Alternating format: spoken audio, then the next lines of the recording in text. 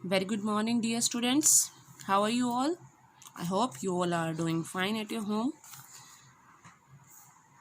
बच्चों, in last lecture we have completed Monera with Mycoplasma.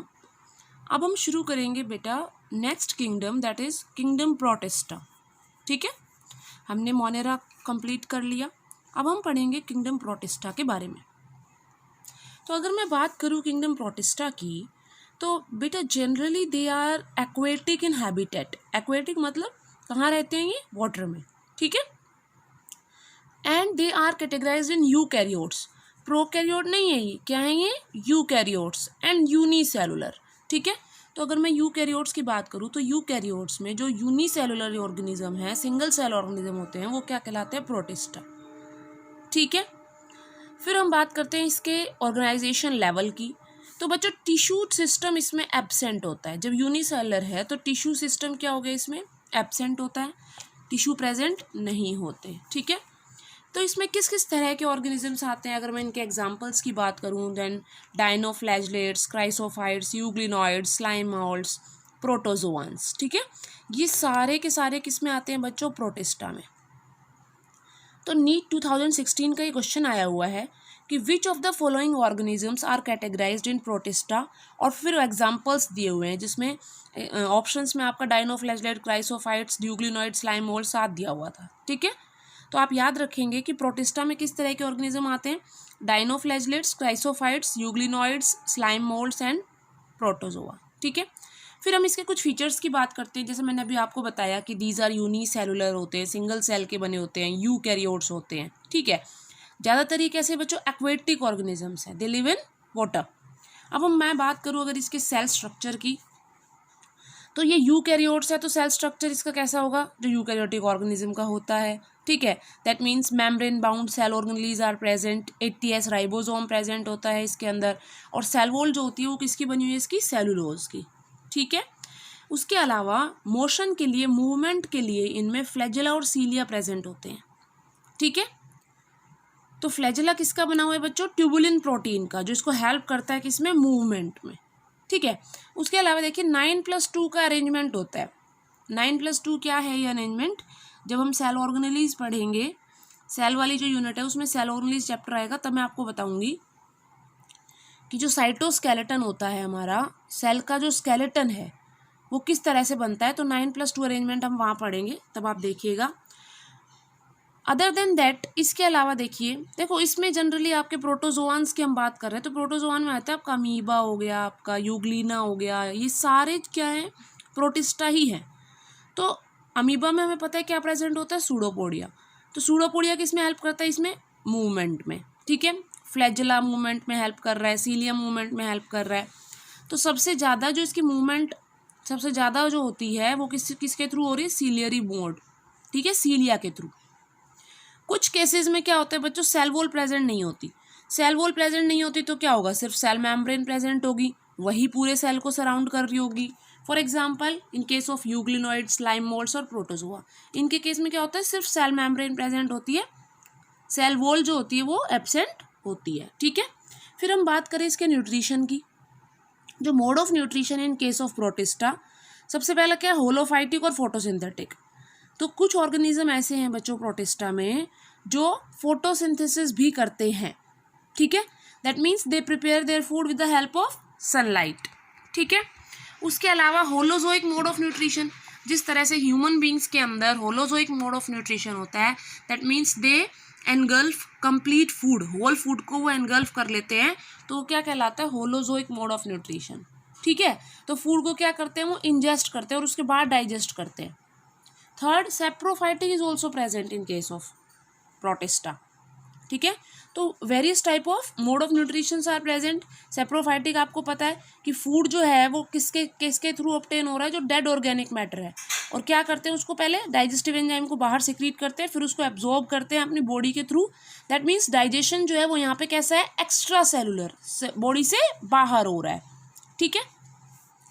Next mode of nutrition आता है mixotrophic. Myxo का मतलब होता है बेटा both, mix, that means heterotroph भी और ऑटोट्रॉफ भी. ठीक है. तो इसमें आ जाता है तुम्हारा यूग्लिनोइड्स। यूग्लिनोइड्स कैसा है बच्चों, इन the presence of sunlight it perform photosynthesis. ठीक है, हम पढ़ेंगे आगे यूग्लिनोइड्स के बारे में कि फोटोसिंथेसिस परफॉर्म करते हैं in the presence of sunlight. Otherwise they are heterotrophs. Heterotrophs means they prepare their food with the help of others.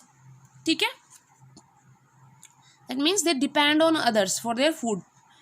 Reproduction की अगर मैं बात करूं तो इसमें असेक्सुअल का टाइप है binary fission and spore formation. Binary fission you know very well. Amoeba की अगर हम बात करते हैं, amoeba which is a part of protista, example of protista, amoeba it divides bye binary fission. हमने पढ़ा है 10th में, आपने पढ़ा था कि जो अमीबा है वो किसके थ्रू डिवाइड करता है, बाइनरी फिजन से। और एक सिंगल सेल से 2 डॉटर सेल्स बन जाते हैं और हर एक डॉटर सेल फिर कंप्लीट ऑर्गेनिज्म की तरह बिहेव करता है। ठीक है, other than that spore formation occurs. Spore formation आपको याद होगा, आपने स्पोर फॉर्मेशन भी पढ़ा था एसेक्सुअल मोड ऑफ रिप्रोडक्शन में 10th में। स्पोर फॉर्मेशन कि भाई स्पोरेंजियम के अंदर स्पोर का डेवलपमेंट होता है और ये स्पोरेंजियम जब एनवायरमेंटल कंडीशन अप्रोप्रिएट होती है तो ये स्पोरेंजियम जो होती है बल्ब लाइक स्ट्रक्चर, आपको इस तरह से स्ट्रक्चर याद होगा। जब ये स्पोरेंजियम बर्स्ट हो जाता है तो इसके अंदर के जो स्पोर्स हैं वो रिलीज हो जाते हैं और नया ऑर्गेनिज्म बनाते हैं। ठीक है, ये जहाँ जहाँ अब रिलीज होके जा रहे हैं तो इनको जब अप्रोप्रिएट फर्टाइल कंडीशंस मिलेगी तो ये क्या करते हैं, जर्मिनेट कर जाते हैं। ठीक है, तो ये एग्जांपल है इसका स्पोर फॉर्मेशन का। ये तो बात हुई इसके एसेक्सुअल रिप्रोडक्शन की। अब हम बात करते हैं बच्चों सेक्सुअल रिप्रोडक्शन। तो सेक्सुअल रिप्रोडक्शन जो है, सबसे पहले की अगर मैं बात करूं सेक्सुअल रिप्रोडक्शन की, तो सेक्सुअल रिप्रोडक्शन सबसे पहले किस में देखा गया था बच्चों, it was seen in protista. ठीक है, प्रोटिस्टा में सबसे पहले सेक्सुअल रिप्रोडक्शन देखा गया था, जिसमें क्या पाया गया कि भाई 2 हैप्लॉइड गैमीट्स जो हैं, 2 हैप्लॉइड गैमीट्स जो हैं, they combine to form a diploid zygote. 2 haploid gametes मिलके क्या बना रहे हैं, कंप्लीट जाइगोट बना रहे हैं। और इस प्रोसेस को हम क्या कह देते हैं बच्चों, syngamy. This process is known as syngamy. That means fusion of gametes is known as syngamy. ठीक है, अब इसके सेक्सुअल रिप्रोडक्शन की बात करें तो गैमीट्स के बेसिस पे बच्चों, गैमीट्स जो हैं वो गैमीट्स के बेसिस पे सिनगैमी को 3 पार्ट्स में डिवाइड कर दिया गया है, आइसोगैमी, एन आइसोगैमी, ऊगैमी। ठीक है, आइसोगैमी मतलब आइसो होता है बच्चों सिमिलर। अगर गैमीट्स मॉर्फोलॉजिकली सेम है, that means they are same in shape, size, structure. अगर गैमीट्स एक जैसे दिखाई दे रहे हैं शेप में, साइज में, स्ट्रक्चर में, तब उनके अंदर फ्यूजन हो रहा है तो वो कहलाएगा आइसोगैमी। ठीक है, एन आइसोगैमी का क्या मतलब है, if they are different, that means morphologically देखने पर वो कैसे दिखाई दे रहे हैं, अलग अलग दिखाई दे रहे हैं, एक जैसे स्ट्रक्चर, सेम एक जैसा साइज नहीं है उनका। ठीक है, हो सकता है कि उनमें से एक कैसा हो, स्मॉल हो, एक लार्ज हो, एक कैसा हो, मोटाइल हो, एक इमोटाइल हो, एक मूवेबल हो और एक मूव नहीं कर पा रहा। तो ये क्या आ जाएगा बच्चों, एन आइसोगैमी। फिर आता है ऊगैमी। ऊगैमी का क्या मतलब है कि अगर 2 तरह के गैमीट्स हैं और जो मेल गैमीट है, हम कह सकते हैं कि oogamy is a type of an isogamy, जिसमें दोनों क्या होंगे, डिफरेंट होंगे गैमीट्स। तो जो मेल गैमीट है वो कैसा होता है, स्मॉल और मोटाइल, मूव कर सकता है। ठीक है, बट जो फीमेल गैमीट होगा उसका साइज कैसा होगा, लार्ज और इमोटाइल, जैसा कि ह्यूमन बींग्स के केस में होता है, हमें पता ही है। ठीक है, तो ह्यूमन बींग्स के केस में क्या होता है बच्चों, ऊगैमी होती है। ठीक है, नेक्स्ट हम चलते हैं लाइफ साइकिल ऑफ प्रोटिस्टा। अगर मैं इसके लाइफ साइकिल की बात करूं तो इसकी लाइफ साइकिल 2 तरह से हो सकती है, हैप्लॉन्टिक लाइफ साइकिल और डिप्लॉन्टिक लाइफ साइकिल। अब यहाँ हैप्लॉन्टिक लाइफ साइकिल और डिप्लॉन्टिक लाइफ साइकिल का क्या मतलब है बच्चों, हैप्लॉन्टिक को हम जाइगोटिक मियोसिस भी कह सकते हैं। ठीक है, देखिए कोई भी सिंगल सेल है अगर वो डिवाइड कर रहा है तो वो 2 मेथड से डिवाइड कर सकता है, ईदर थ्रू मियोसिस और माइटोसिस। क्या वो मियोसिस के थ्रू डिवाइड करेगा या माइटोसिस के थ्रू डिवाइड करेगा। ठीक है, तो हैप्लॉन्टिक लाइफ साइकिल क्या होती है अगर देखिए प्रोटिस्टा जो है वो हैप्लॉइड है। हैप्लॉइड मैं आपको बता चुकी हूँ बच्चों, डिप्लॉइड होता है जिसमें 2 सेट हो क्रोमोसोम के। हम लोग क्या हैं, human beings, we are diploid. ठीक है, और हमारे अंदर कितने हैं नंबर ऑफ क्रोमोसोम, 46। एक सिंगल सेल में 46 क्रोमोसोम प्रेजेंट होते हैं। क्लियर, तो हम लोग डिप्लॉइड हैं क्योंकि 2 सेट है। सपोज कीजिए कि भाई कितने पेयर्स होते हैं हमारे अंदर, 23 पेयर। 23 पेयर होते हैं क्रोमोसोम के। पेयर इस तरह से होते हैं, 1 पेयर, 2 पेयर, 3 पेयर, 1 2 3, इस तरह से 23 पेयर हैं ह्यूमन बींग्स के अंदर। ठीक है, तो ये क्या है, डिप्लॉइड है क्योंकि 2 सेट है। देखो ठीक है। अगर मैं सेट्स की बात करूं कि भाई एक सेट कौन सा है, दूसरा सेट कौन सा है, तो ये जो इस तरह के जो क्रोमोजोम है, ये वाले जो क्रोमोजोम है, इनके मैं हर पेयर में से एक एक क्रोमोजोम निकाल दिया मैंने, तो ये सभी का एक सेट बन गया। जो दूसरे वाले क्रोमोजोम है ये, इनको अलग कर दूं तो ये दूसरा सेट बन गया। दो सेट हो गए क्रोमोजोम्स के, तो हम लोग कैसे हैं, डिप्लॉयड। ठीक है। In case if haploid organism, haploid मतलब जिसमें सिर्फ एक ही सेट होगा, दो नहीं होंगे, ये क्या हो गया, मान लो एक एक इस तरह की क्रोमोजोम प्रेजेंट है, तो 1 2 3, ठीक है, पेयर नहीं है, तो ये क्या हो जाता है बच्चों, हैप्लॉयड सेट। ठीक है। तो अगर इस तरह के ऑर्गेनिज्म है, हैप्लॉयड है, अगर प्रोटिस्टा हैप्लॉयड है, तो उसमें क्या होगा, मियोसिस जो है वो जाइगोट में होगा। ठीक है। देखो कैसे भाई, यहाँ देखो गैमीट्स जो है वो फ्यूज का, गैमीट्स हमेशा हैप्लॉयड ही होते हैं। ठीक है। अगर कोई इंडिविजुअल हैप्लॉयड है ऑलरेडी, ठीक है, उसका एडल्ट क्या है, वो हैप्लॉयड प्रोटिस्टा है, तो अब इसके थ्रू जो गैमीट्स बनेंगे ना, वो मियोसिस से नहीं बनेंगे, कैसे बनेंगे, माइटोसिस प्रोसेस के थ्रू। माइटोसिस का मतलब होता है बच्चों इक्वेशनल डिवीजन, जिसमें नंबर जो है वो इक्वल रहेगा क्रोमोसोम्स का। सपोज कीजिए कि अगर n है, नंबर ऑफ क्रोमोसोम है, इससे n ही बन रहा है, सेम नंबर ऑफ क्रोमोसोम बन रहे हैं, तो ये कहलाता है माइटोसिस, इक्वेशनल डिवीजन। ये जो माइटोसिस और मियोसिस प्रोसेस है बच्चों, जब हम सेल साइकिल पढ़ेंगे, सेल वाली यूनिट पढ़ेंगे, जब कंप्लीट डिटेल में पढ़ेंगे एक एक चीज़, तो आप याद रखिएगा। अभी सिर्फ इतना ही समझिए कि माइटोसिस होता है इक्वेशनल डिवीजन। जब एडल्ट से गैमीट्स जो बन रहे हैं वो माइटोसिस के थ्रू बन रहे हैं, ठीक है, सेम रहेंगे नंबर ऑफ क्रोमोसोम। जब ये फर्टिलाइज करेंगे, एक आया किसी एक प्रोटिस्टा से आ रहा है, एक दूसरे से आ रहा है, तो ये जब दोनों फ्यूज करेंगे तो क्या बन जाएगा, जाइगोट बनेगा। ठीक है। अभी जो जाइगोट बना है ये कैसा है, डिप्लॉयड, लेकिन हमारा जो ऑर्गेनिज्म है वो कैसा है, हैप्लॉयड। तो वापस से इस नंबर को अटेन करने के लिए इस जाइगोट में क्या होगा, मियोसिस। और मियोसिस होता है बच्चों रिडक्शनल डिवीजन। रिडक्शनल का मतलब समझ रहे हैं आप, रिडक्शनल मतलब हाफ हो जाएंगे, जो आपके क्रोमोसोम है वो कैसे हो जाएंगे, हाफ। क्रोमोसोम नंबर क्या हो जाता है, हाफ। ठीक है। तो ये गैमीट्स जब फ्यूज कर जाएंगे तो डिप्लॉयड जाइगोट बनेगा, लेकिन एडल्ट कैसा है हमारा, हैप्लॉयड है, तो हमें वापस से उस क्रोमोसोम को अटेन करना है, तो हाफ हो जाएंगे क्रोमोसोम, तो ये क्या कहलाता है, मियोसिस। तो ये यूँ कह रहा है कि भाई हैप्लॉन्टिक लाइफ साइकिल जब होती है, जब प्रोटिस्टा जो होता है वो हैप्लॉइड होता है, तो मियोसिस जब होगा तो वो जाइगोट में होगा। ठीक है। वहीं अगर मैं बात करूँ डिप्लॉन्टिक लाइफ साइकिल की, तो अगर प्रोटिस्टा डिप्लॉयड है, अगर एडल्ट डिप्लॉयड है, तो गैमीट्स जो बनेंगे वो तो हैप्लॉयड ही होंगे।